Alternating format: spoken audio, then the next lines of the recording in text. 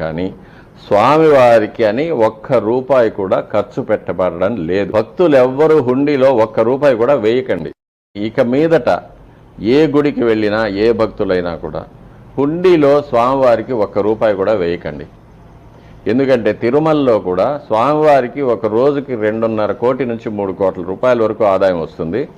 కానీ ఒక్క రూపాయి కూడా స్వామివారి సేవకు వినియోగించబడడం లేదు. తిరుమలలో స్వామివారికి పుష్పాలు డోనర్లు ఇస్తారు, వస్త్రాలు డోనర్లు ఇస్తారు, ప్రసాదాలు డోనర్లు ఇస్తారు, అలంకారాలు ఉత్సవాలు డోనర్ల దగ్గర నుంచి కలెక్ట్ చేసుకుంటారు.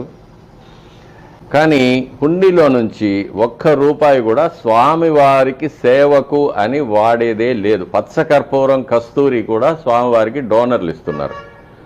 హుండీ డబ్బుల్లోంచి టీటీడీ కొనడం లేదు. కాంట్రాక్టుల కింద కాంట్రాక్టర్స్కి వెళ్ళిపోతున్నాయి. కానీ స్వామివారికి అని ఒక్క రూపాయి కూడా ఖర్చు పెట్టబడడం లేదు. భక్తులు ఎవ్వరూ హుండీలో ఒక్క రూపాయి